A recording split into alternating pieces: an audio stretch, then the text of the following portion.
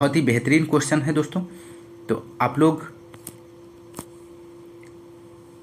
Revision कीजिए इतिहास का।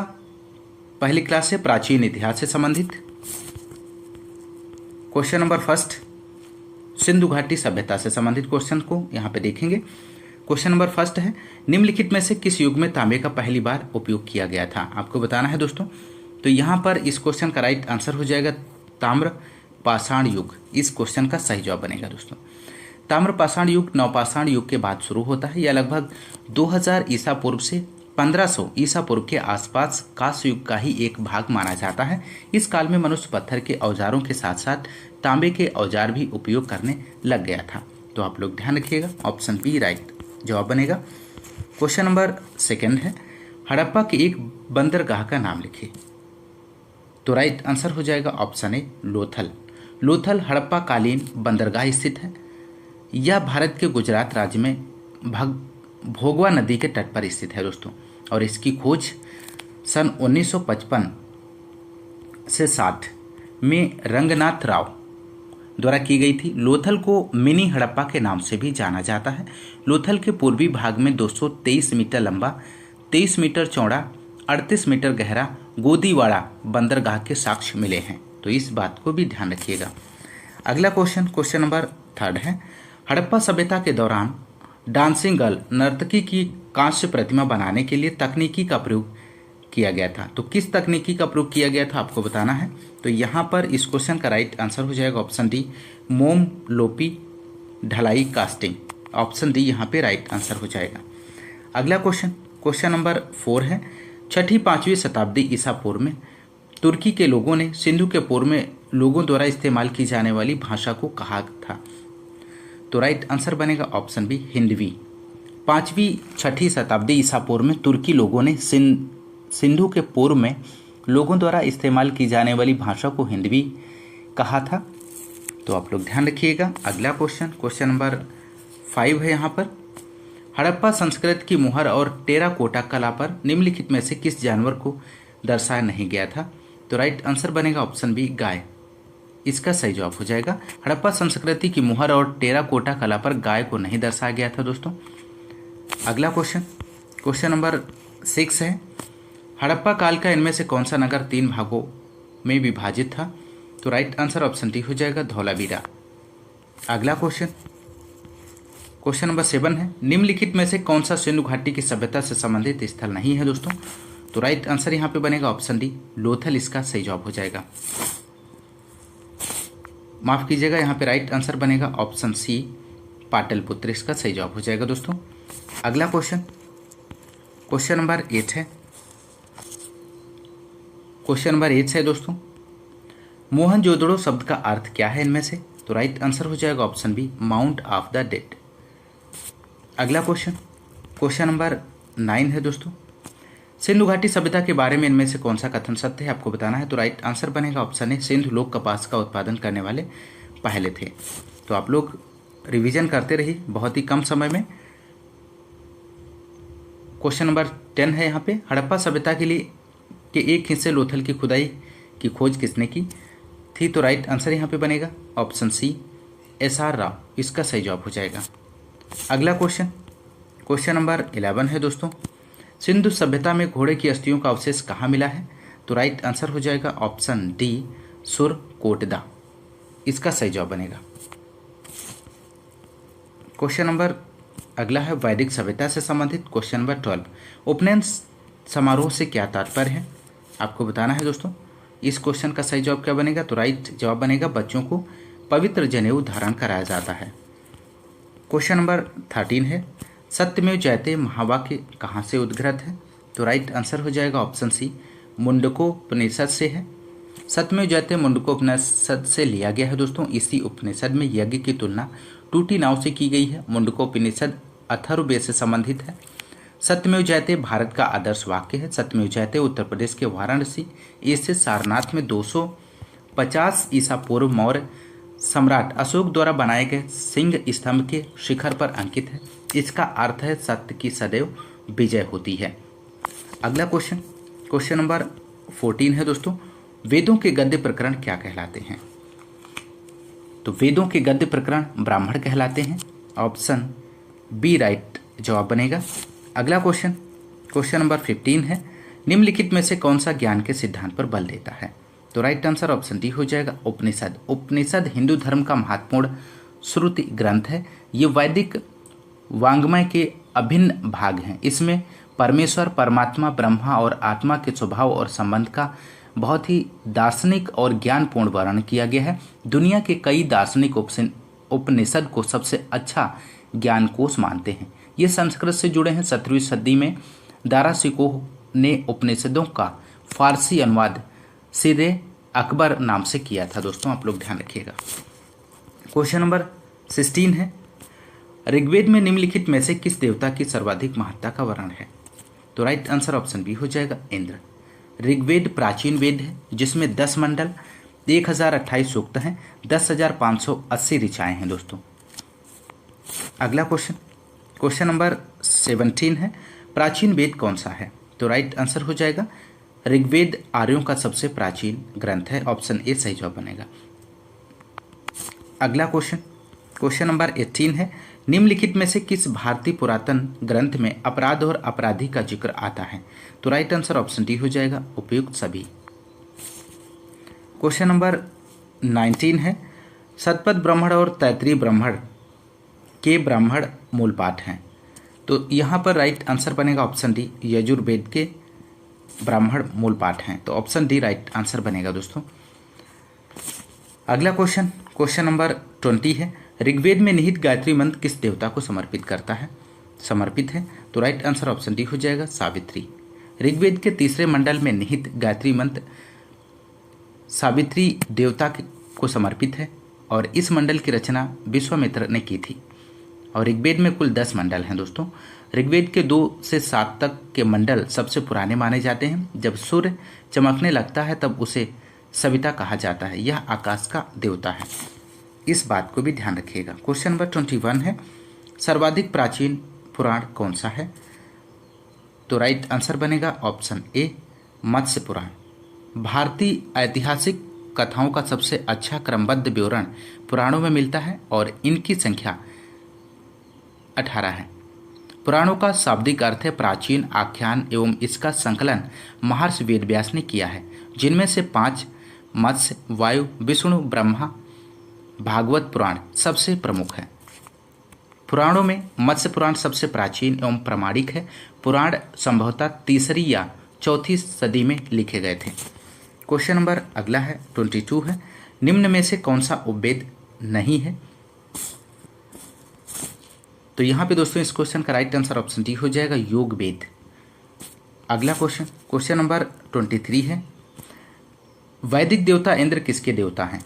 तो राइट आंसर बनेगा ऑप्शन सी वर्षा व चक्रवात के।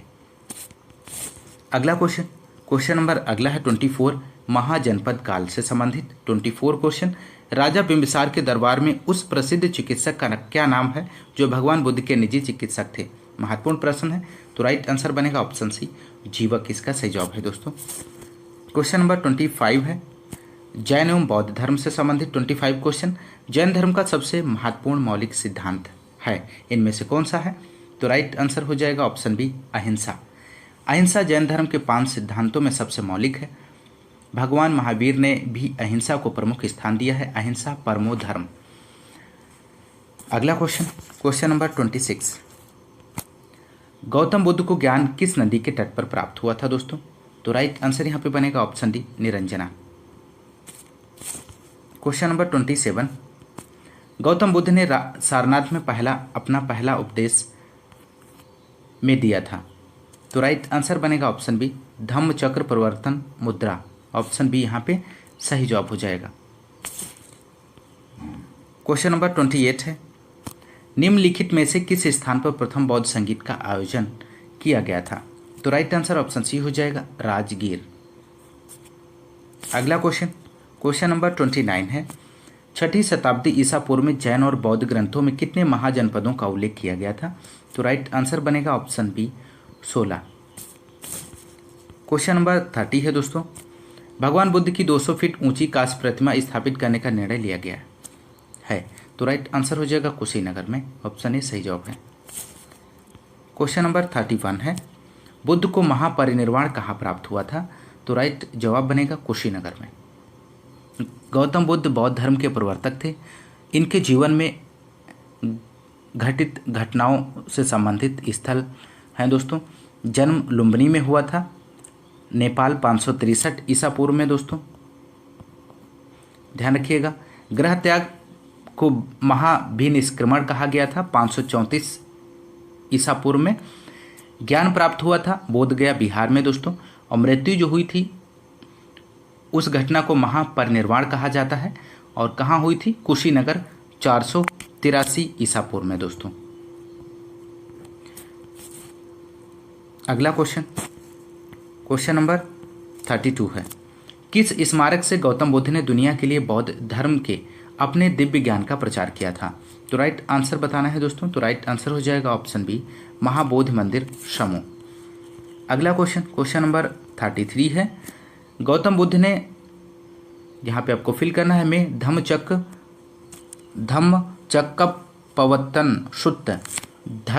प्रवर्तन सूत्र का उपदेश दिया? तो राइट आंसर बनेगा ऑप्शन डी, सारनाथ में दिया था दोस्तों। अगला क्वेश्चन नंबर 34 है, उस स्थान का नाम बताइए जहां बौद्धों की मान्यता के अनुसार गौतम बुद्ध ने अपनी मृत्यु के बाद परिनिर्वाण प्राप्त किया? तो राइट जवाब बनेगा ऑप्शन बी, कुशीनगर इसका सही जवाब हो जाएगा दोस्तों। क्वेश्चन नंबर 35 है, पाली में बौद्ध ग्रंथों को आमतौर पर त्रिपिटक यानी त्रिफोल्ड बास्केट कहा जाता है। इनमें से कौन सा त्रिपिटकों में से नहीं है, आपको बताना है। तो राइट जवाब बनेगा ऑप्शन सी, उपसाका पिटक। क्वेश्चन नंबर 36 है दोस्तों, त्रिपिटक निम्नलिखित में से किससे संबंधित है? तो राइट आंसर बनेगा ऑप्शन बी, बौद्धों से संबंधित है दोस्तों। क्वेश्चन नंबर 37, ज्ञान प्राप्त करने के बाद गौतम को किस रूप में जाना जाने लगा? तो राइट आंसर ऑप्शन बी हो जाएगा, बुद्ध के नाम से। अगला क्वेश्चन नंबर 38 है, बोध गया एक महत्वपूर्ण बौद्ध तीर्थ केंद्र क्यों है? तो राइट आंसर बनेगा ऑप्शन बी, क्योंकि गौतम बुद्ध ने यहाँ ज्ञान प्राप्त किया था। अगला क्वेश्चन नंबर 39 है, बुद्ध ने अपना पहला उपदेश कहाँ दिया था? तो राइट आंसर बनेगा ऑप्शन बी, सारनाथ में। अगला क्वेश्चन नंबर 40 है, बौद्धों के लिए उत्तर प्रदेश में स्थित सारनाथ क्यों महत्वपूर्ण है? तो राइट आंसर हो जाएगा यहाँ पे ऑप्शन डी, ज्ञान प्राप्त करने के बाद भगवान बुद्ध ने सारनाथ में अपना पहला उपदेश दिया था। अगला क्वेश्चन नंबर 41 है दोस्तों, मनुष्य जीवन का सर्वोत्तम ध्येय है कैवल्य, जिसका अर्थ है? तो आपको बताना है। तो कैवल्य का अर्थ होता है दोस्तों इच्छाओं पर विजय प्राप्त करना होता है। तो ऑप्शन सी यहाँ पे राइट आंसर हो जाएगा, इच्छाओं पर विजय प्राप्त करना। अगला क्वेश्चन नंबर 42 है, 24वें जैन तीर्थंकर या अंतिम तीर्थंकर थे? तो इनमें से कौन से थे? तो राइट आंसर हो जाएगा option C, Mahavir. Question number 43 है दोस्तों, पहले जैन तीर्थंकर कौन थे? तो राइट आंसर हो जाएगा ऑप्शन बी, ऋषभदेव जैन धर्म के प्रथम तीर्थंकर थे। जैन धर्म में कुल 24 तीर्थंकर हुए हैं, जिनमें पहले ऋषभदेव, दूसरे अजितनाथ, 22वें अरिष्टनेमि, 23वें पार्श्वनाथ और 24वें महावीर थे दोस्तों। आप लोग ध्यान रखिएगा। अगला क्वेश्चन नंबर 44, जैन धर्म में 3 रत्न दिए जाते हैं और उन्हें निर्वाण का मार्ग कहा जाता है, वे क्या हैं? तो राइट आंसर बनेगा ऑप्शन डी, सही विश्वास, सही ज्ञान और सही आचरण। क्वेश्चन नंबर 45 है, मौर्य एवं मौर्योत्तर साम्राज्य से संबंधित। क्वेश्चन नंबर 45, निम्नलिखित में से कौन सा वह व्यक्ति है जिसका नाम देवा नाम प्रियदर्शी भी था? तो राइट आंसर यहाँ पे बनेगा इस क्वेश्चन का ऑप्शन बी, मौर्य सम्राट अशोक। मौर्य सम्राट अशोक को देवा नाम प्रियदर्शी भी कहा जाता है। यह बौद्ध धर्म के सबसे प्रतापी राजा थे। उनका शासनकाल 273 ईसा पूर्व से 232 ईसा पूर्व तक था दोस्तों। अगला क्वेश्चन नंबर 46 है, राजा कनिष्क के शासनकाल के दौरान दरबारी चिकित्सक का नाम बताइए। तो राइट आंसर ऑप्शन सी हो जाएगा, चरक। इसका सही जवाब बनेगा चरक कुषाण राजा कनिष्क के दरबारी चिकित्सक थे। वे आयुर्वेद के प्रख्यात विद्वान तथा कनिष्क के राजवैद्य थे। क्वेश्चन नंबर अगला है 47, नगर पालिका प्रशासन की एक विस्तृत प्रणाली की स्थापना के लिए निम्न में से सबसे प्रसिद्ध राजा का नाम बताइए। तो राइट आंसर ऑप्शन बी हो जाएगा, चंद्रगुप्त मौर्य। इसका सही जवाब बनेगा दोस्तों। अगला क्वेश्चन नंबर 48 है, कनिष्क के शासनकाल के दौरान निम्नलिखित में से कौन सी बौद्ध संगीत आयोजित की गई थी? तो राइट आंसर बनेगा ऑप्शन सी, चौथी। अगला क्वेश्चन, क्वेश्चन नंबर 49 है दोस्तों, मौर्यकालीन भारत के विवरण वाली इंडिका के लेखक थे, तो इनमें से कौन थे? तो राइट आंसर बनेगा मेगास्थनीज, इसका सही जवाब है। अगला क्वेश्चन और अंतिम क्वेश्चन है, क्वेश्चन नंबर 50 है, चरक संहिता संबंधित है, किससे संबंधित है? तो चरक एक प्रसिद्ध आयुर्वेद के विद्वान थे जो कनिष्क कुषाण वंश के राजदरबार में रहते थे। इनकी प्रसिद्ध रचना चरक संहिता है।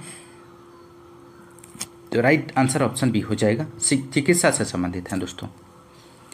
तो दोस्तों ये रहे हिंदी की व्यवस्था मुख्य रूप से किस पर निर्भर थी, आपको बताना है दोस्तों। ऑप्शन ए दिया गया है कृषि अर्थव्यवस्था पर, ऑप्शन बी है व्यापार आधारित अर्थव्यवस्था, ऑप्शन सी है उद्योग आधारित अर्थव्यवस्था, ऑप्शन डी है युद्ध आधारित अर्थव्यवस्था। तो यहाँ पर दोस्तों आपको इस क्वेश्चन का सही जवाब देना है। तो सही जवाब हो जाएगा मौर्य अर्थव्यवस्था मुख्य रूप से कृषि अर्थव्यवस्था पर आधारित थी। अगला क्वेश्चन, क्वेश्चन नंबर 52 है, अशोक के प्रधान शिलालेखों में सबसे बड़ा शिलालेख है, इनमें से कौन सा है? आपको सही जवाब का चयन करना है। तो राइट आंसर बनेगा ऑप्शन सी, 13वां शिलालेख सबसे बड़ा है, जिसमें अशोक के शासन के 8वें वर्ष होने वाले कलिंग युद्ध का वर्णन मिलता है दोस्तों, आप लोग ध्यान रखिएगा। अगला क्वेश्चन, क्वेश्चन नंबर 53 है, अशोक के आक्रमण के दौरान कलिंग पूर्वी प्रांत की राजधानी कौन सी थी? आपको बताना है। इस क्वेश्चन का सही जवाब क्या बनेगा? तो सही जवाब बनेगा दोस्तों ऑप्शन डी, तोशाली। अशोक के आक्रमण के दौरान कलिंग पूर्वी प्रांत की राजधानी तोशाली थी। अशोक ने अपने राज्याभिषेक के 8 वर्ष बाद अर्थात 9वें वर्ष 261 ईसा पूर्व में, ध्यान रखिएगा 261 ईसा पूर्व में कलिंग की विजय की। इसका उल्लेख उसके 13वें शिलालेख में मिलता है। इसी युद्ध के बाद अशोक ने धम्म विजय की नीति अपनाई। ध्यान रखिएगा, महत्वपूर्ण प्रश्न है। बढ़ते हैं अगले क्वेश्चन की ओर। क्वेश्चन नंबर 54 है, देवनाम प्रिय नाम किसे दिया गया था? मोस्ट इंपोर्टेंट प्रश्न है दोस्तों। तो राइट आंसर हो जाएगा यहाँ पर ऑप्शन बी, राइट जवाब बनेगा इस क्वेश्चन का। अशोक को उसके अभिलेखों में सामान्यतः देवनाम प्रिय संबोधित किया गया है दोस्तों, आप लोग ध्यान रखिएगा। अगला क्वेश्चन, क्वेश्चन नंबर 55 है, निम्नलिखित किनके बीच तक्षशिला स्थित था? तो यहाँ पर दोस्तों आपको राइट आंसर का चयन करना है। तो राइट आंसर हो जाएगा सिंधु और झेलम, इसका सही जवाब बनेगा। तक्षशिला शहर सिंधु तथा झेलम नदी के बीच स्थित है। तक्षशिला पाकिस्तान के रावलपिंडी जिले में स्थित है। तक्षशिला प्राचीन काल में गांधार राज्य की राजधानी थी। रामायण के अनुसार भरत ने अपने पुत्र तक्ष के नाम पर इसका नाम तक्षशिला रखा। तक्षशिला प्राचीन काल में शिक्षा के लिए विश्वविख्यात रहा था। यहीं पर तक्षशिला विश्वविद्यालय स्थित था दोस्तों, आप लोग ध्यान रखिएगा, महत्वपूर्ण जानकारी है। अगला क्वेश्चन, क्वेश्चन नंबर 56, सम्राट अशोक का कौन सा शिलालेख कलिंग पर उनके विजय का उल्लेख करता है? तो राइट आंसर बनेगा यहाँ पे ऑप्शन डी, 13वें। सम्राट अशोक द्वारा बनवाए गए कुल 14 शिलालेख प्राप्त हुए, जिनमें से 13वां अभिलेख सबसे बड़ा माना जाता है। 13वें अभिलेख से सम्राट अशोक द्वारा कलिंग पर उनके विजय का उल्लेख करता है दोस्तों। अगला क्वेश्चन, क्वेश्चन नंबर 57 है, अशोक का सिंह चतुर्मुख स्तंभ शीर्ष में एक स्तंभ पर था। तो राइट जवाब बनेगा ऑप्शन डी, सारनाथ, इसका सही जवाब बनेगा दोस्तों। अशोक का सिंह चतुर्मुख स्तंभ शीर्ष सारनाथ से लिया गया है। इस स्तंभ में 4 सिंह पीठ से पीठ सटाए बैठे हैं। इसे ही भारत सरकार ने राष्ट्रीय चिन्ह के रूप में स्वीकार किया है दोस्तों, आप लोग ध्यान रखिएगा। अगला क्वेश्चन, क्वेश्चन नंबर 58 है, चंद्रगुप्त मौर्य के इस प्रसिद्ध राजनीतिक सलाहकार को निम्नलिखित सभी नामों से जाना जाता था इसके अलावा? तो आपको बताना है। इस क्वेश्चन का सही जवाब बनेगा ऑप्शन डी, समुद्रगुप्त। समुद्रगुप्त के अलावा चाणक्य, विष्णुगुप्त, कौटिल्य के नाम से जाना जाता था दोस्तों। तो यहाँ पर सही जवाब बनेगा ऑप्शन डी। अगला क्वेश्चन, क्वेश्चन नंबर 59 है, अशोक के कौन से शिलालेख में ब्राह्मी लिपि का प्रयोग नहीं किया जाता है, नहीं किया गया है दोस्तों, आपको बताना है। तो राइट आंसर ऑप्शन बी हो जाएगा, Shahbazgarhi, option B right answer हो जाएगा। शहबाजगढ़ी एक गांव व ऐतिहासिक स्थल है जो पाकिस्तान के मर्दान जिले में स्थित है। यह स्थल सम्राट अशोक द्वारा स्थापित शिलालेख के लिए प्रसिद्ध है। इस शिलालेख में खरोष्टी लिपि का प्रयोग किया गया है दोस्तों। अगला क्वेश्चन, क्वेश्चन नंबर 60 है दोस्तों। यहाँ पर निम्नलिखित में से मौर्य कला का सर्वोत्तम प्रतिमान कौन सा है? दिए गए ऑप्शंस में से राइट आंसर का चयन करना है। तो राइट आंसर यहाँ पे बनेगा ऑप्शन ए, स्तंभ, इसका सही जवाब है। मौर्य काल का सर्वोत्तम प्रतिमान स्तंभ है दोस्तों। मौर्य कला का विकास भारत में मौर्य साम्राज्य के युग में हुआ। सारनाथ और कुशीनगर जैसे धार्मिक स्थानों के रूप में स्वयं सम्राट अशोक ने इनकी संरचना की है। अगला क्वेश्चन, क्वेश्चन नंबर 61 है, निम्नलिखित में से कौन सा अशोक के साम्राज्याधीन नहीं था? तो राइट जवाब बनेगा दोस्तों ऑप्शन डी, कामरूप। इसका सही जवाब बनेगा दोस्तों कर्नाटक के मास्की अभिलेख तथा दतिया जिला के गुर्जरा अभिलेख से यह ज्ञात होता है कि अशोक का साम्राज्य कर्नाटक तथा गुर्जरा तक विस्तृत था। अशोक का कश्मीर पर भी अधिकार था। कल्हड़ की राजतरंगिणी के अनुसार उसने यहाँ पर श्रीनगर को बसाया। गुर्जर शासक का उज्जैन क्षेत्र भी अशोक के अधीन रहा। कामरूप असम का पुराना नाम है। यह अशोक के साम्राज्याधीन नहीं था दोस्तों। तो ऑप्शन डी यहाँ पे राइट आंसर बनेगा। अगला क्वेश्चन, क्वेश्चन नंबर 62 है, बृहद सांची स्तूप किस काल से संबंधित है? आपको सही जवाब का चयन करना है। तो राइट आंसर हो जाएगा ऑप्शन डी, मौर्य काल। बृहद सांची स्तूप का निर्माण सम्राट अशोक ने करवाया था। इसका निर्माण 3री शताब्दी ईसा पूर्व में हुआ था। सांची मध्य प्रदेश की राजधानी भोपाल के निकट रायसेन जिले में स्थित है दोस्तों, ध्यान रखिएगा, महत्वपूर्ण प्रश्न है। अगला क्वेश्चन, क्वेश्चन नंबर 63 है, योग दर्शन के प्रवर्तक कौन थे? तो राइट जवाब बनेगा दोस्तों ऑप्शन सी, महर्षि पतंजलि। योग दर्शन के प्रवर्तक महर्षि पतंजलि थे। इनका जन्म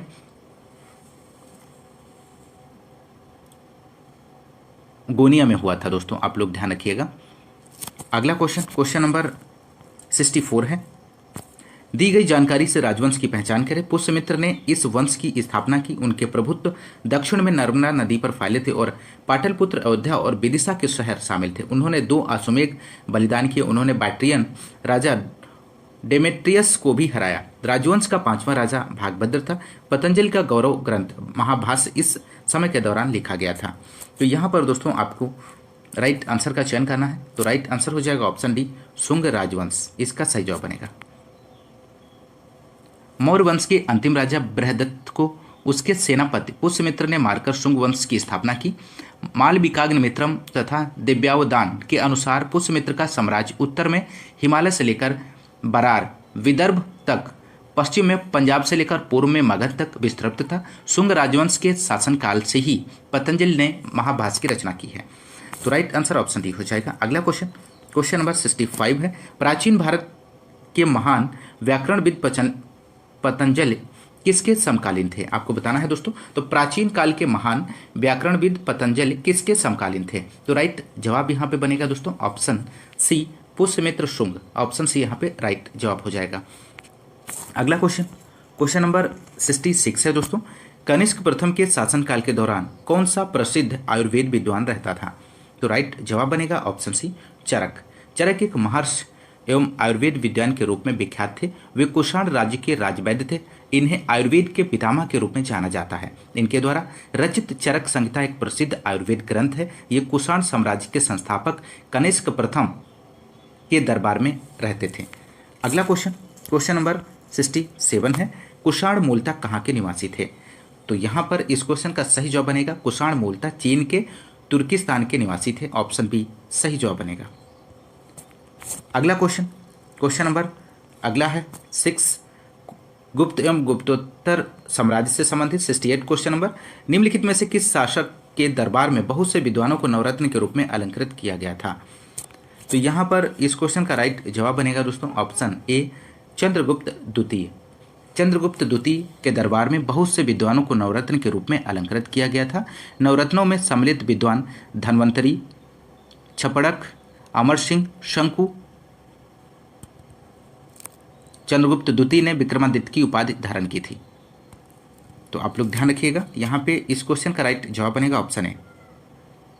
अगला क्वेश्चन, क्वेश्चन नंबर 69 है, हर्षवर्धन के शासनकाल के दौरान निम्नलिखित में से कौन सी नई राजधानी थी जो थानेश्वर से स्थानांतरित हुई थी? तो यहाँ पर दोस्तों राइट जवाब बनेगा ऑप्शन डी, कन्नौज।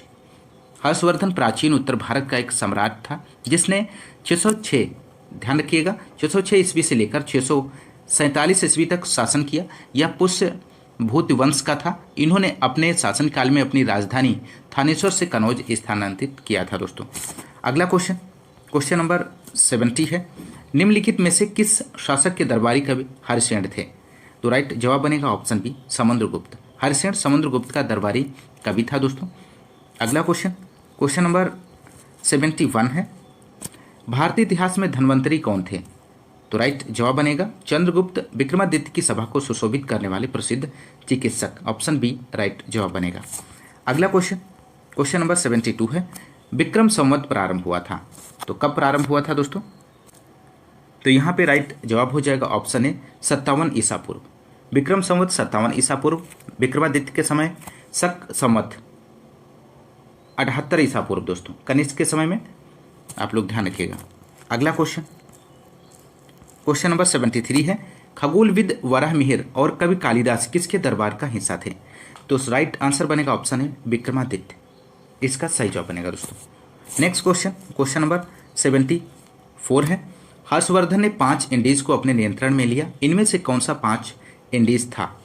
तो दिए गए ऑप्शंस में से आपको राइट आंसर का चयन करना है। तो राइट आंसर हो जाएगा पंजाब, कन्नौज, बंगाल, बिहार और Orissa. Next question, question number 75, वह स्थल जहां हर्षवर्धन ने बौद्ध महासम्मेलन का आयोजन किया था, तो आपको यहां पर इस क्वेश्चन का राइट आंसर देना है। तो राइट आंसर ऑप्शन बी हो जाएगा प्रयाग। अगला क्वेश्चन, क्वेश्चन नंबर 76 है, कन्नौज से पूर्व हर्षवर्धन कहां का शासक था? तो राइट जवाब बनेगा दोस्तों ऑप्शन डी थानेश्वर। हर्षवर्धन अंतिम हिंदू सम्राट था जिसने कश्मीर को छोड़कर समस्त उत्तरी भारत पर राज्य किया। हर्षवर्धन 606 ईस्वी में थानेश्वर के सिंहासन पर बैठा, बाद में कन्नौज को अपनी राजधानी बनाया। अगला क्वेश्चन, क्वेश्चन नंबर 77, गुप्त काल की प्रसिद्ध महिला शासक कौन थी? तो राइट जवाब बनेगा option B Prabhavati Gupta. Next question, question number अगला है, राजपूत राजवंश से 78 क्वेश्चन नंबर, 12वीं शताब्दी के आरंभ में दिल्ली पर किसका शासन था? तो राइट जवाब बनेगा दोस्तों यहां पर इस क्वेश्चन का ऑप्शन ए तोमर वंश। 12वीं शताब्दी के आरंभ में दिल्ली पर तोमर वंश का शासन था।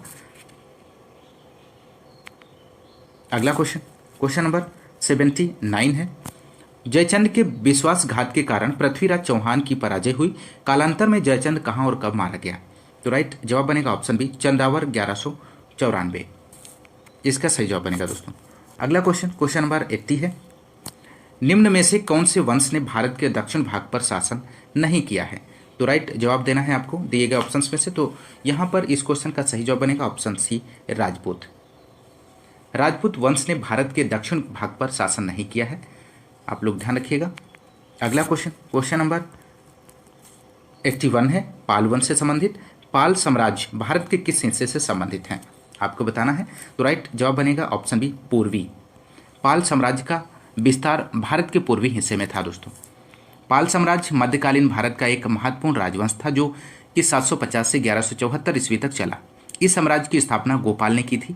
इस वंश की राजधानी मुंगेर थी, इस बात को भी ध्यान रखिएगा। पाल वंश का सबसे महान शासक धर्मपाल था जिसने विक्रमशिला विश्वविद्यालय की स्थापना की थी। अगला क्वेश्चन, क्वेश्चन नंबर 82 है, पाल वंश का पहला शासक कौन था? तो यहाँ पर इस क्वेश्चन का सही जवाब बनेगा ऑप्शन सी गोपाल। पाल वंश का संस्थापक गोपाल था, वह एक योग्य और कुशल शासक था। गोपाल ने 750 से 770 ईसा पूर्व तक ईस्वी तक शासन किया और उसने ओदंतपुरी अर्थात वर्तमान बिहार शरीफ में एक मठ का निर्माण करवाया था। तो ऑप्शन सी राइट जवाब बनेगा।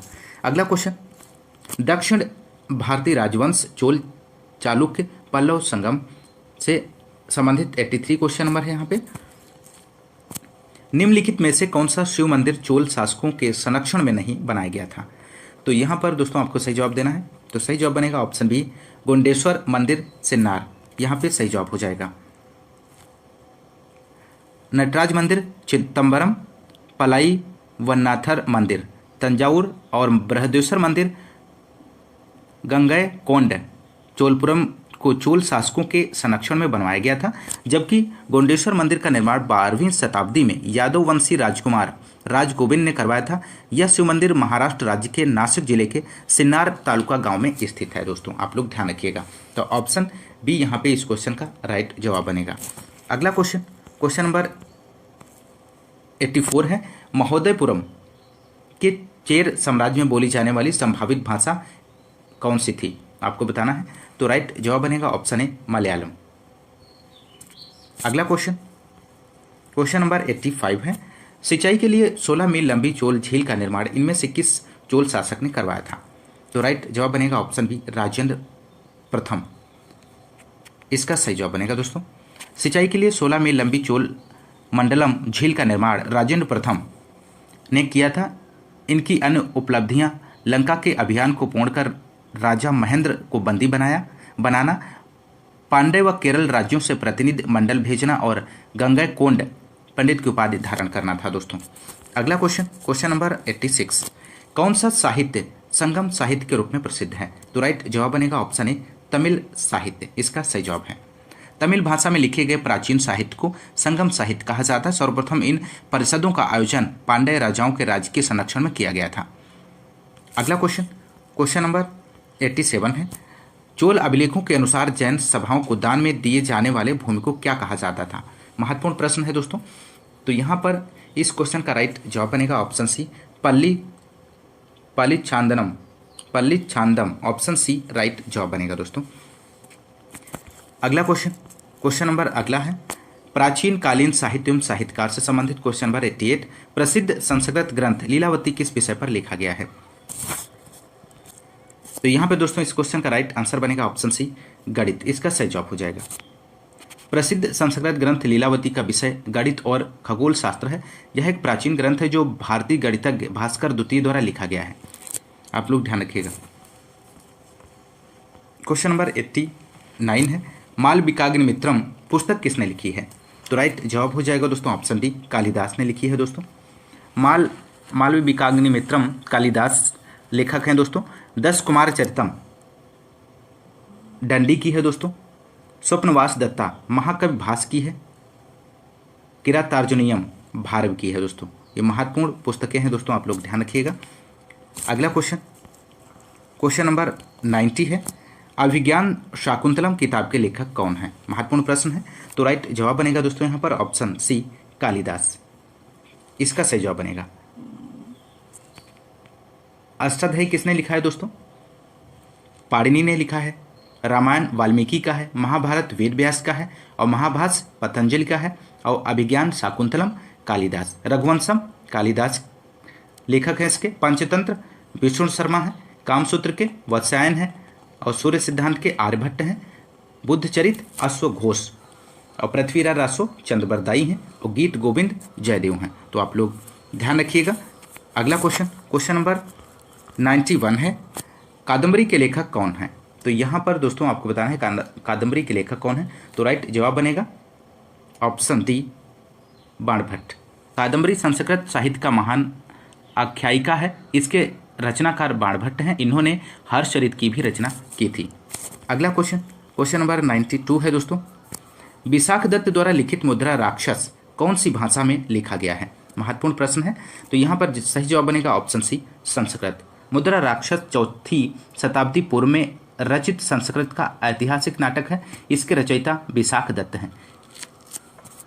अगला क्वेश्चन नंबर 93 है मेगास्थनीज जिसने भारत के बारे में प्रसिद्ध ग्रंथ इंडिका लिखी वह मूल रूप से किस देश का था? तो राइट जवाब बनेगा option B Greece. Megasthenes Chandragupta Maurya के दरबार में 304 ईसा पूर्व में आया था। उसने जो कुछ भारत में देखा उसका वर्णन उसने इंडिका नामक पुस्तक में किया। मेगास्थनीज यूनान ग्रीस का निवासी था। सेलुकस का राजदूत बनकर आया था। इस बात को भी ध्यान रखिएगा। क्वेश्चन नंबर 94 है प्राचीन कालीन स्थापत्य कला चित्रकला संगीत कला से संबंधित 94 प्रसिद्ध विरूपाक्ष मंदिर कहाँ स्थित है? आपको बताना है दोस्तों। तो राइट जवाब बनेगा ऑप्शन डी हम्पी। हम्पी इसका सही जवाब हो जाएगा। विरूपाक्ष मंदिर कर्नाटक राज्य के हम्पी में तुंगभद्रा नदी के किनारे पर स्थित है और इसे यूनेस्को की विश्व धरोहर सूची में शामिल किया गया है। यह प्राचीन मंदिर भगवान शिव के रूपों में से एक विरूपाक्ष को समर्पित है। यह मंदिर विक्रमादित्य द्वितीय की रानी लोका महादेवी द्वारा बनवाया गया था। मंदिर द्रविड़ स्थापत्य शैली में ईंट और चूने से बना है। अगला क्वेश्चन नंबर 95 खजुराहो समूह के प्रसिद्ध स्मारक किस राज्य में है? आपको बताना है। तो राइट जवाब बनेगा ऑप्शन बी मध्य प्रदेश। खजुराहो समूह के प्रसिद्ध स्मारक मध्य प्रदेश राज्य के छतरपुर जिले में स्थित हैं। अगला क्वेश्चन नंबर 96 है। यहाँ पे आपको फिल करना है। मंदिर एलोरा महाराष्ट्र में स्थित एक प्राचीन हिंदू मंदिर है जो चट्टानों को काटकर बनाए गए सबसे बड़े मंदिरों में से एक है। तो सही जवाब बनेगा ऑप्शन डी कैलाश मंदिर। अगला क्वेश्चन नंबर 97 है मथुरा कला स्कूल कब अपने शिखर पर पहुंचा? तो राइट जवाब बनेगा दोस्तों यहाँ पर ऑप्शन डी कुषाण काल में। मथुरा कला का जन्म कनिष्क के समय हुआ। मथुरा कला स्कूल कुषाण काल में अपने सर्वोच्च शिखर पर पहुंचा। अगला क्वेश्चन नंबर 98 है दोस्तों। भारत में नवपाषाण काल गुफा चित्रकारी कहाँ मिलती है? तो सही जवाब बनेगा दोस्तों यहाँ पर ऑप्शन डी भीमबेटका, इसका सही जवाब बनेगा। अगला क्वेश्चन नंबर अगला है और अंतिम क्वेश्चन है क्वेश्चन नंबर 99। प्राग ऐतिहासिक काल की चित्रकारी वाली प्रसिद्ध पंचमुखी गुफाएं निम्नलिखित में से किस जिले में स्थित हैं? तो यहाँ पर सही जवाब बनेगा ऑप्शन सी सोनभद्र। प्राग ऐतिहासिक काल की चित्रकारी वाली प्रसिद्ध पंचमुखी गुफाएं महमूद गजनबी मोहम्मद गौरी से संबंधित क्वेश्चन नंबर फर्स्ट है। मोहम्मद गौरी किस वर्ष पृथ्वीराज तृतीय से पराजित हुआ था? आपको बताना है दोस्तों। तो यहाँ पर दोस्तों इस क्वेश्चन का राइट जवाब बनेगा ऑप्शन बी 1191, इसका सही जवाब बनेगा। पृथ्वीराज चौहान तृतीय ने 1191 ईस्वी में तराइन के प्रथम युद्ध में मुस्लिम शासक शिहाबुद्दीन मोहम्मद गौरी को पराजित किया। तराइन के दूसरे युद्ध 1192, तराइन का दूसरा युद्ध 1192 में हुआ था दोस्तों, इस बात को भी आप लोग ध्यान रखिएगा। वह मोहम्मद गौरी से पराजित हुआ और भारत में तुर्की राज्य की स्थापना हुई। तो ऑप्शन बी सही जवाब बनेगा। अगला क्वेश्चन नंबर सेकेंड है यहाँ पे दोस्तों। पहली बार भारत पर आक्रमण करने वाला मुस्लिम कौन था? आपको बताना है। तो यहाँ पर इस क्वेश्चन का राइट जवाब बनेगा ऑप्शन सी मोहम्मद बिन कासिम। मोस्ट इंपोर्टेंट प्रश्न है। भारत में प्रथम मुस्लिम आक्रमणकारी मोहम्मद बिन कासिम था। 711 ईस्वी में ओबैदुल्लाह और बुदैल ने के नेतृत्व में सिंध के क्षेत्र पर अरबों का पहला असफल आक्रमण हुआ।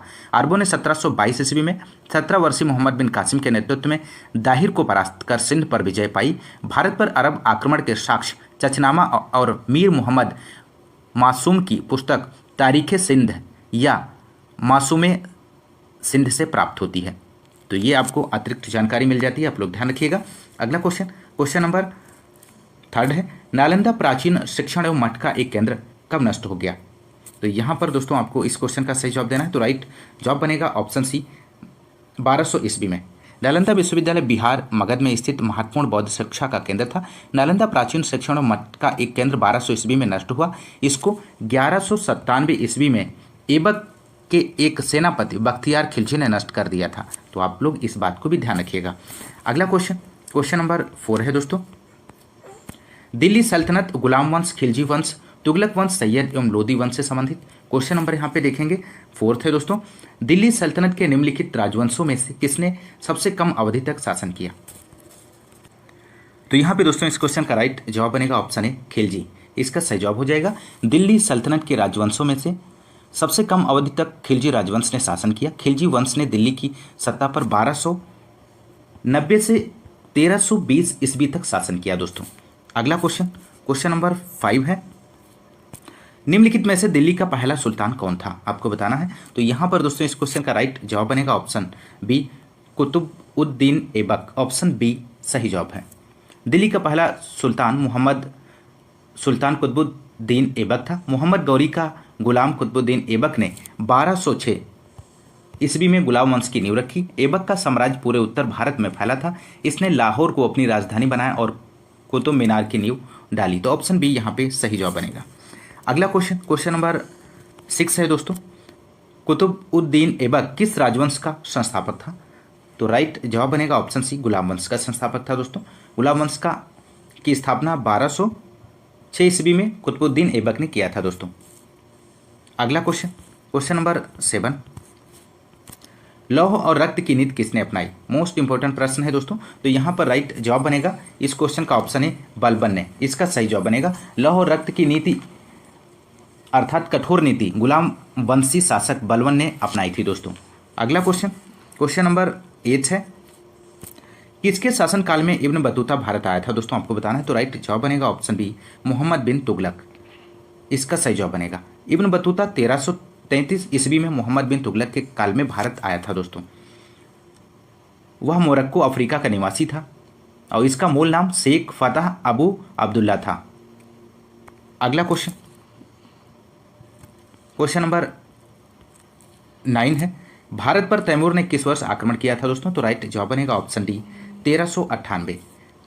तुगलक वंश के अंतिम शासक नसीरुद्दीन महमूद 1394 से 1400 12 ईस्वी के शासनकाल में 1398 ईस्वी में समरकंद के शासक तैमूर ने भारत पर आक्रमण किया था। इस बात को भी आप लोग ध्यान रखिएगा। अगला क्वेश्चन नंबर 10 है दोस्तों, किस शासक ने भारत में तुगलक वंश की नींव रखी थी? तो राइट जवाब बनेगा ऑप्शन बी, गयासुद्दीन तुगलक, इसका सही जवाब बनेगा। नेक्स्ट क्वेश्चन नंबर 11 है दोस्तों, दिल्ली में अलाउद्दीन खिलजी के शासनकाल की अवधि क्या थी? तो राइट जवाब हो जाएगा ऑप्शन ए, 1296 से 1316 ईस्वी तक। आप लोग ध्यान रखिएगा। अगला क्वेश्चन नंबर 12 है, खिज्र खां निम्नलिखित में से किस राजवंश से संबंधित था? तो सही जवाब बनेगा यहाँ पे दोस्तों ऑप्शन सी, सैयद वंश से।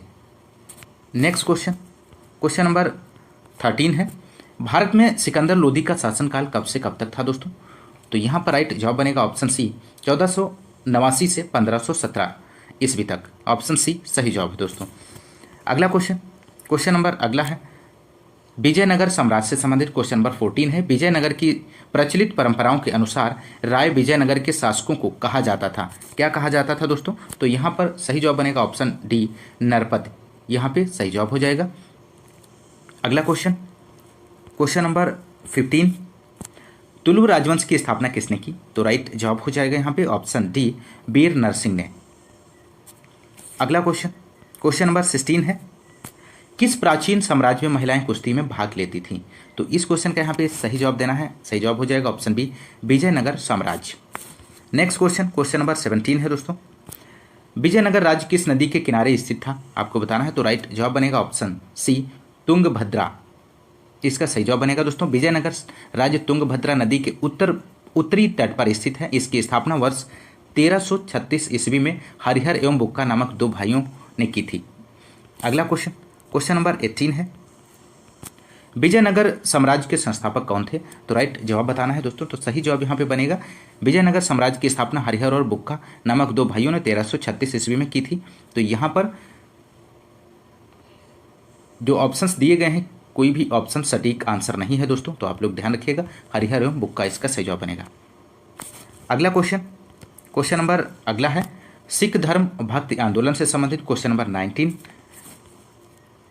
मध्ययुगीन भारत में भक्ति आंदोलन के प्रमुख अगुवाकारों में से एक कौन था? तो राइट आंसर बनेगा option A, Shankaracharya. Next question number 20 है दोस्तों, यहाँ पर गुरु ग्रंथ साहिब के संकलन को प्रमाणित किया गया है। तो राइट जवाब बनेगा ऑप्शन सी, गुरु गोविंद सिंह ने।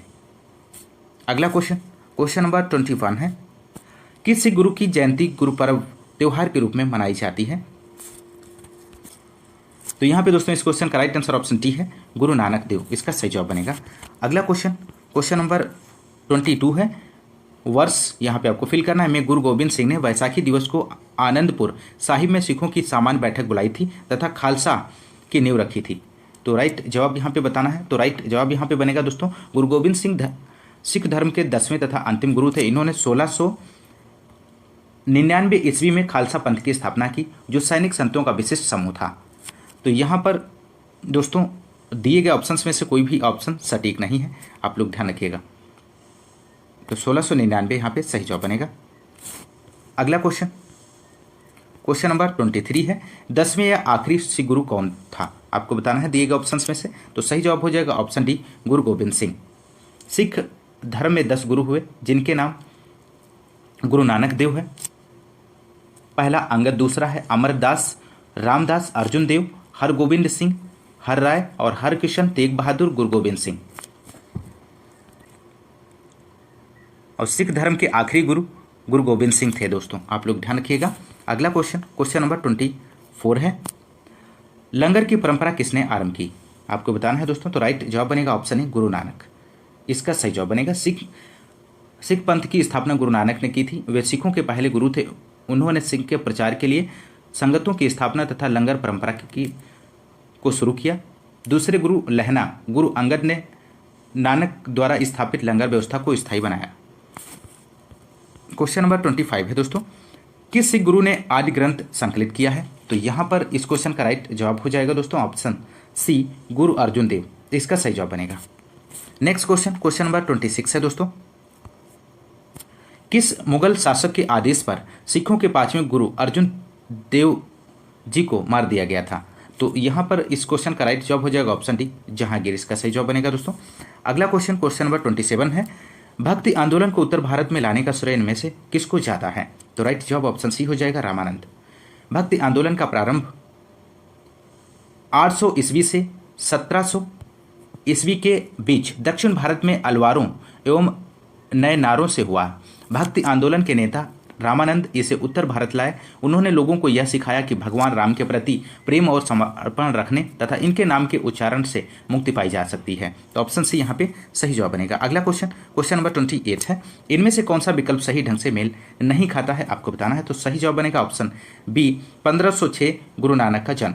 ऑप्शन बी यहाँ पे राइट जवाब बनेगा। गुरु नानक देव का जन्म 1469 ईस्वी में पाकिस्तान के पंजाब प्रांत के गांव तलवंडी, वर्तमान में ननकाना साहब में हुआ था। तो ऑप्शन बी सही नहीं है दोस्तों, तो ऑप्शन बी राइट आंसर हो जाएगा। अगला क्वेश्चन, क्वेश्चन नंबर 29 है, बीजक पुस्तक के लेखक कौन है? तो यहां पर राइट जवाब बनेगा ऑप्शन सी, कबीरदास। कबीरदास इसका सही जवाब बनेगा। सूरदास, सूरसागर, सूरसारावली साहित्य लहरी इनकी रचना है। विद्यापति की अगर हम बात करें तो कीर्तिलता, कीर्ति पताका, पुरुष परीक्षा इनकी रचना है। और रविदास।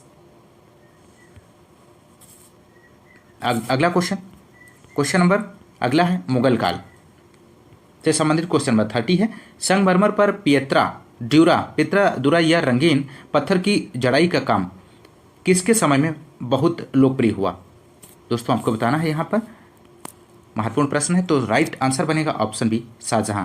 शाहजहां के समय में बहुत लोकप्रिय हुआ था। ऑप्शन बी सही जवाब बनेगा। अगला क्वेश्चन, क्वेश्चन नंबर 31 है, जजिया फिर से लगाने वाले मुगल शासक का नाम लिखिए। तो राइट जवाब बनेगा ऑप्शन बी, औरंगजेब इसका सही जवाब हो जाएगा।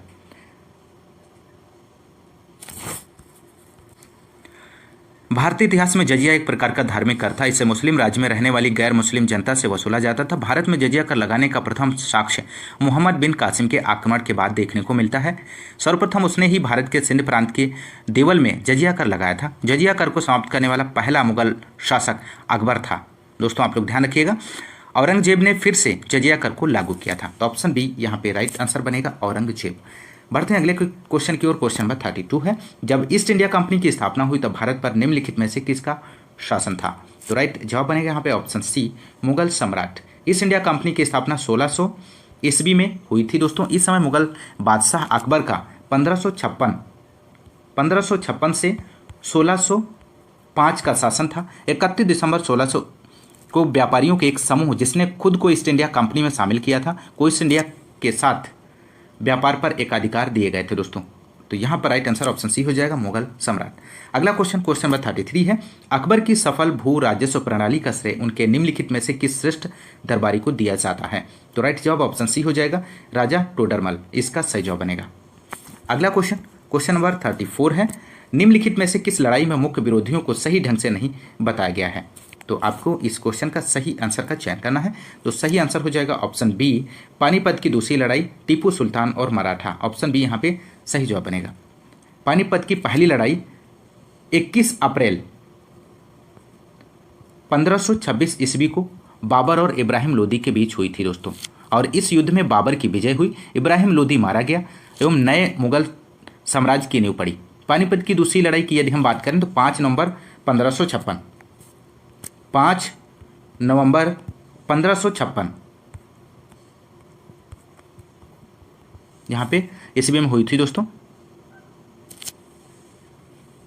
अकबर और हेमू के बीच। और इस युद्ध में अकबर की विजय हुई और हेमू की पराजय। इसी प्रकार हल्दी घाटी की युद्ध की यदि हम बात करें तो 18 जून, नोट कीजिएगा महत्वपूर्ण जानकारी है, 18 जून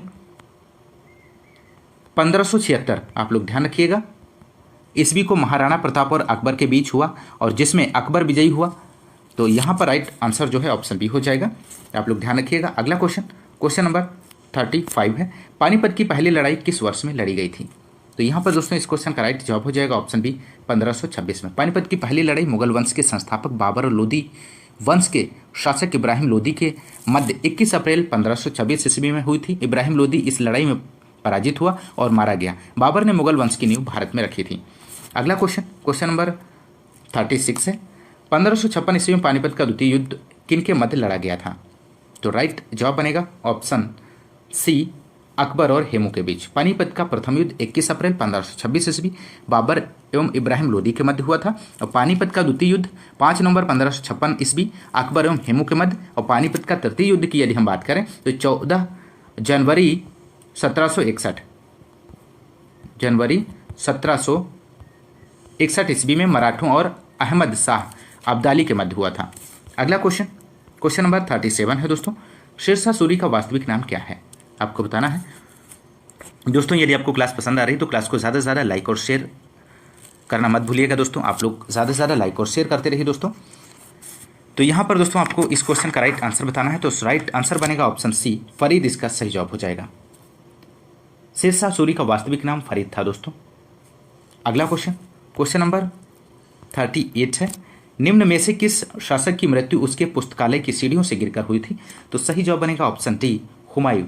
भारत में मुगल वंश के संस्थापक बाबर का पुत्र नसीरुद्दीन हुमायूं 1530 ईस्वी में गद्दी पर बैठा। गद्दी पर बैठने से पूर्व हुमायूं बदख्शा का सूबेदार था। वर्ष 1539 ईस्वी में चौसा का युद्ध हुमायूं एवं शेर खां के बीच हुआ, जिसमें हुमायूं पराजित हुआ। तो इस युद्ध के बाद शेर खां ने शेरशाह की पदवी ग्रहण की। इसके बाद विलग्राम कन्नौज के युद्ध में 1540 ईस्वी में हुमायूं एक बार फिर शेरशाह से पराजित हुआ और वह सिंध होते हुए ईरान चला गया, जहां पर 15 वर्षों तक निर्वासित जीवन व्यतीत किया। 1555 ईस्वी में हुमायूं ने पंजाब में सूर शासक सिकंदर शाह को पराजित कर पुनः दिल्ली की गद्दी पर बैठा। वर्ष 1556 ईस्वी में हुमायूं की मृत्यु उसके दीन पनाह भवन में स्थित पुस्तकालय की सीढ़ियों से गिरकर हो गई। तो ऑप्शन डी यहाँ पे सही जवाब बनेगा दोस्तों। अगला क्वेश्चन नंबर 39, किस वर्ष बाबर ने सुल्तान इब्राहिम लोदी को पानीपत की लड़ाई में पराजित किया था? तो राइट जवाब बनेगा ऑप्शन बी, 1556 ईस्वी में।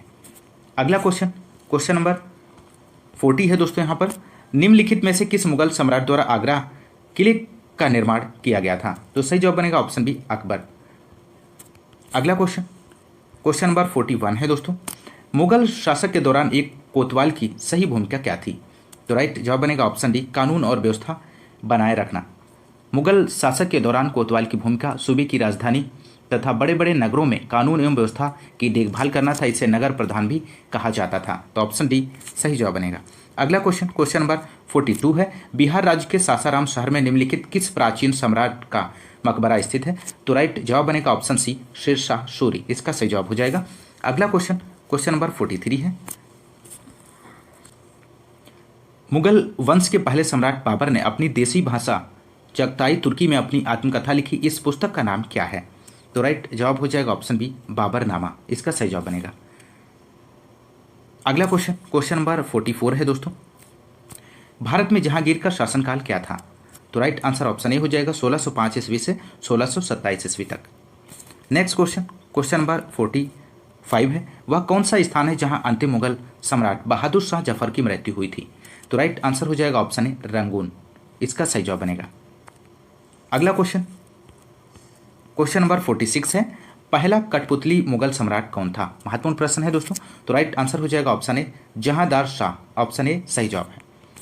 अगला क्वेश्चन नंबर 47, विश्व प्रसिद्ध मोर सिंहासन का निर्माण और उसकी लाल किले में स्थापना निम्न में से किस मुगल शासक ने की थी? तो राइट जवाब हो जाएगा ऑप्शन ए, शाहजहां, इसका सही जवाब बनेगा। विश्व प्रसिद्ध मयूर सिंहासन का निर्माण शाहजहां ने करवाया था दोस्तों। पहले यह आगरा के किले में था, बाद में इसे दिल्ली के लाल किले में स्थापित किया गया था, जिसे यहां से लूटकर नादिर शाह अपने देश ईरान ले गया था। शाहजहां के शासनकाल को मुगल स्थापत्य कला का स्वर्ण काल कहा जाता है। महत्वपूर्ण प्रश्न है दोस्तों, यहाँ पे आप लोग ध्यान रखिएगा। शाहजहां के द्वारा बनाई गई प्रमुख इमारतों में दिल्ली का लाल किला है, दीवाने आम है, दीवाने खास दिल्ली की जामा मस्जिद, आगरा की मोती मस्जिद व ताजमहल है दोस्तों, ध्यान रखिएगा। अगला क्वेश्चन नंबर 48, अकबर के दरबार में प्रसिद्ध कवि थे, तो इनमें से आपको बताना है। तो राइट जवाब बनेगा ऑप्शन सी, रहीम खान, अकबर के दरबार के प्रसिद्ध कवि थे। अगला क्वेश्चन नंबर 49 है दोस्तों, अकबर के नवरत्न के बारे में इनमें से कौन सा सही ढंग से मेल नहीं खाता है, आपको बताना है। तो राइट जवाब बनेगा ऑप्शन बी, राजा मानसिंह वह अकबर के वित्त मंत्री थे, ऑप्शन बी सही जवाब बनेगा। अगला क्वेश्चन नंबर 50 है, औरंगजेब किसका पुत्र था, आपको बताना है। तो राइट जवाब बनेगा ऑप्शन डी, शाहजहां का। औरंगजेब का जन्म 1618 ईस्वी में उज्जैन के निकट दोहद नामक स्थान पर मुमताज़ के गर्भ से हुआ था। इसके पिता का नाम शाहजहां था और इसने 1658 से 1707 ईस्वी तक मुगल साम्राज्य पर शासन किया और इसके शासनकाल में मुगल साम्राज्य अपने विस्तार के चरमोत्कर्ष पर था। तो इस बात को भी ध्यान रखिएगा। अगला क्वेश्चन नंबर 51 है, पानीपत का द्वितीय युद्ध किनके बीच लड़ा गया था? तो राइट आंसर यहाँ पे देना है। तो राइट आंसर हो जाएगा ऑप्शन बी, अकबर और हेमू के बीच। क्वेश्चन नंबर 52 है दोस्तों, इनमें से कौन सा मुगल बादशाह शराब को छूता तक नहीं था? आपको बताना है। तो राइट आंसर बनेगा ऑप्शन डी, औरंगजेब। इसका सही जवाब हो जाएगा। अगला क्वेश्चन नंबर 53 है दोस्तों, किस मुगल बादशाह ने इलाहाबाद को अपनी राजधानी बनाया? तो राइट आंसर हो जाएगा ऑप्शन बी, शाह आलम। इसका सही जवाब हो जाएगा। शाह आलम द्वितीय के बाद अली गौहर शाह आलम द्वितीय की उपाधि धारण कर मुगल शासक की गद्दी पर बैठा। शाह आलम द्वितीय ने बंगाल के शासक मीर कासिम तथा अवध के नवाब सुजाउद्दौला के साथ मिलकर अंग्रेजों के विरुद्ध बक्सर के युद्ध 22 अक्टूबर 1764 में भाग लिया। बक्सर के युद्ध में ऐतिहासिक पराजय के बाद अंग्रेजों ने शाह आलम के साथ इलाहाबाद की संधि 12 अगस्त 1765 ईस्वी में की, जिसके द्वारा शाह आलम को इलाहाबाद तथा कड़ा का क्षेत्र मिला और शाह आलम ने इलाहाबाद को अपनी राजधानी बनाया। तो ऑप्शन बी यहाँ पे राइट आंसर हो जाएगा, शाह आलम। अगला क्वेश्चन नंबर 54 है, प्रारंभ में अकबर का संरक्षक कौन था? आपको बताना है। तो यहाँ पर दोस्तों इस क्वेश्चन का राइट आंसर हो जाएगा ऑप्शन डी, बैरम खां। इसका सही जवाब हो जाएगा। अगला क्वेश्चन नंबर 55 है, हुमायूं की दुर्घटना से आकस्मिक मृत्यु के उपरांत उनके बेटे अकबर को कहाँ मुगल सिंहासन पर बैठाया गया? तो राइट आंसर हो जाएगा ऑप्शन सी, कालानौर। इसका सही जवाब बनेगा दोस्तों। अगला क्वेश्चन नंबर 56, निम्नलिखित किन सम्राटों के शासनकाल में भारत का पहला मुद्रा रुपया मुद्रित हुआ? तो राइट आंसर हो जाएगा ऑप्शन सी, शेरशाह सूरी। शेरशाह सूरी के शासनकाल में भारत की मुद्रा रुपया प्रथम बार जारी किया गया था, जो आज के रुपए का अग्रदूत है। शेरशाह ने चांदी के रुपया नामक सिक्का जारी किया और इसका वजन 180 ग्रेन था तथा ग्रैंड ट्रंक रोड का निर्माण भी शेरशाह सूरी के शासनकाल में किया गया था। अगला क्वेश्चन नंबर 57 है, थॉमस रो मुगल सम्राट जहांगीर से किस किले में मिला था? मोस्ट इंपोर्टेंट प्रश्न है। तो राइट जवाब हो जाएगा ऑप्शन डी, अजमेर। 1615 में जहांगीर अजमेर के किले में सर थॉमस रो से तथा 1608 में कैप्टन हॉकिंस से राज दरबार में मिला था। अगला क्वेश्चन नंबर 58 है, इनमें से किसने भूमि मापांकन की व्यवस्था प्रारंभ की? तो राइट आंसर हो जाएगा ऑप्शन बी, शेरशाह। शेरशाह सूर वंश का संस्थापक था तथा इसने सबसे पहले भूमि मापांकन के लिए सिकंदरी गज का प्रयोग किया, जो 32 अंक का होता था तथा सन की डंडी का भी प्रयोग किया था। तो आप लोग ध्यान रखिएगा। अगला क्वेश्चन नंबर 59 है, इनमें से किसने अकबर की धार्मिक नीति की आलोचना की है? तो राइट आंसर हो जाएगा ऑप्शन सी, बदायूनी। अकबर की धार्मिक नीति की आलोचना अब्दुल कादिर बदायूनी ने की है। अकबरनामा की रचना अबुल फजल ने की। वह दीन इलाही धर्म का मुख्य पुरोहित था। बदायूनी ने मुक्तखब उत तवारीख की रचना की है। अगला क्वेश्चन नंबर 60 है, इनमें से कौन सा मुगल सम्राट अनपढ़ था? आपको बताना है। तो राइट आंसर ऑप्शन ए हो जाएगा, अकबर। इसका सही जवाब बनेगा। मुगल सम्राट अकबर अनपढ़ था दोस्तों, ऑप्शन ए राइट आंसर हो जाएगा। अगला क्वेश्चन नंबर 61 है, मुगल काल में पुलिस बल के मुखिया को क्या कहा जाता था? तो राइट आंसर हो जाएगा ऑप्शन डी, कोतवाल। मुगल काल में पुलिस बल के मुखिया को कोतवाल कहा जाता था। अगला क्वेश्चन नंबर 62 है दोस्तों, निम्नलिखित में से किस मुगल शासक के अंततोगत्वा मेवाड़ के शासक महाराणा प्रताप सिंह के पुत्र राणा अमर सिंह से एक समझौता किया? तो राइट जवाब बनेगा ऑप्शन सी, जहांगीर ने। नेक्स्ट क्वेश्चन नंबर 63 है, जलालुद्दीन मोहम्मद किस नाम से प्रसिद्ध हैं? तो राइट जवाब ऑप्शन बी हो जाएगा, अकबर के नाम से प्रसिद्ध हैं। जलालुद्दीन मोहम्मद मुगल सम्राट अकबर का नाम है। आप लोग ध्यान रखिएगा। अगला क्वेश्चन नंबर 64 है, मध्यकालीन से स्थापत्य एवं चित्रकला से संबंधित 64 क्वेश्चन, दिल्ली का प्रसिद्ध जामा मस्जिद किसके द्वारा बनाई गई थी? तो यहाँ पर दोस्तों आपको सही विकल्प का चयन करना है। तो सही विकल्प यहाँ पे ऑप्शन ए हो जाएगा, शाहजहां। दिल्ली के प्रसिद्ध जामा मस्जिद का निर्माण सन 1556 में शाहजहां द्वारा करवाया गया था दोस्तों। अगला क्वेश्चन नंबर 65 है, अकबर द्वारा बनवाया गया प्रसिद्ध ऐतिहासिक स्मारक बुलंद दरवाजा उत्तर प्रदेश के किस जिले में स्थित है? मोस्ट इंपोर्टेंट प्रश्न है दोस्तों। तो राइट आंसर बनेगा ऑप्शन सी, आगरा। अकबर द्वारा बनवाया गया प्रसिद्ध ऐतिहासिक स्मारक बुलंद दरवाजा उत्तर प्रदेश के आगरा जिले के फतेहपुर सीकरी में स्थित है दोस्तों। और इस प्रसिद्ध स्मारक का निर्माण 1602 ईस्वी में अकबर ने अपनी गुजरात विजय की स्मृति में करवाया था। यह हिंदू और फारसी स्थापत्य कला का अद्भुत उदाहरण होने के साथ साथ दुनिया का सबसे बड़ा प्रवेश द्वार भी है। तो इस बात को भी आप लोग ध्यान रखिएगा। अगला क्वेश्चन नंबर 66 है, ताजमहल के सुलेखक कैलीग्राफर, यहाँ पे आपको फिल करना है, ने 1648 ईस्वी में इसकी रचना की और पूरा किया। तो राइट आंसर ऑप्शन सी हो जाएगा, अमानत खान सिराजी। अगला क्वेश्चन नंबर 67 है दोस्तों। यहाँ पर दिल्ली का प्रसिद्ध लौह स्तंभ जो सदियों से बिना जंग लगे खड़ा है, वह निम्नलिखित में से किस ऐतिहासिक परिसर में स्थित है? तो राइट जवाब हो जाएगा ऑप्शन सी, कुतुब मीनार परिसर। भारत की राजधानी दिल्ली में स्थित लौह स्तंभ कुतुब मीनार के परिसर में 1600 वर्षों से बिना जंग लगे खुले आसमान के नीचे खड़ा है। इसकी ऊंचाई 7.21 मीटर है। इसका निर्माण चंद्रगुप्त विक्रमादित्य ने किया था। अगला क्वेश्चन नंबर 68 है, अलाउद्दीन खिलजी द्वारा बनाया गया प्रसिद्ध अलाई दरवाजा कहाँ पर स्थित है? तो राइट जवाब होगा ऑप्शन बी, नई दिल्ली, इसका सही जवाब हो जाएगा। अगला क्वेश्चन नंबर 69 है, प्रसिद्ध चित्रकार मीर सैयद अली चित्रकारी हेतु किस मुगल शासक के सहयोगी थे? तो राइट जवाब हो जाएगा ऑप्शन डी, हुमायूं, इसका सही जवाब बनेगा। मीर सैयद अली फारस का एक प्रसिद्ध चित्रकार था। जब हुमायूं निर्वासन का जीवन व्यतीत कर रहा था तब उसकी मुलाकात वहां के दो प्रसिद्ध चित्रकार मीर सैयद अली ख्वाजा अब्दुस मसद से हुई। हुमायूं इन दोनों से प्रभावित होकर इनको अपना सहयोगी बना लिया था। तो आप लोग ध्यान रखिएगा। क्वेश्चन नंबर अगला है 70 है, बुलंद दरवाजा किसके द्वारा बनवाया गया था? तो राइट जवाब बनेगा यहाँ पे ऑप्शन बी, अकबर, इसका सही जवाब हो जाएगा। बुलंद दरवाजे का निर्माण 1602 ईस्वी में अकबर ने करवाया था दोस्तों। अगला क्वेश्चन नंबर 71 है, पांच महल किसमें स्थित है? तो राइट जवाब हो जाएगा ऑप्शन सी, फतेहपुर सीकरी। पंचमहल फतेहपुर सीकरी में स्थित है दोस्तों।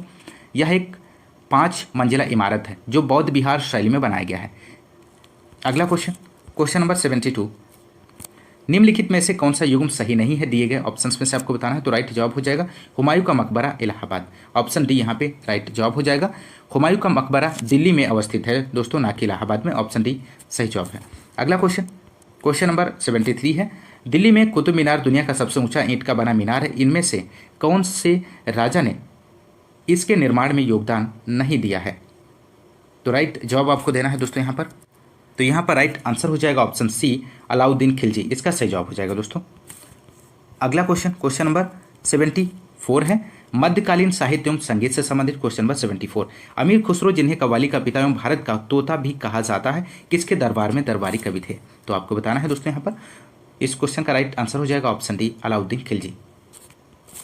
नेक्स्ट क्वेश्चन नंबर 75 है दोस्तों, निम्नलिखित में से कौन दिल्ली सल्तनत के इतिहास का लेखक नहीं था?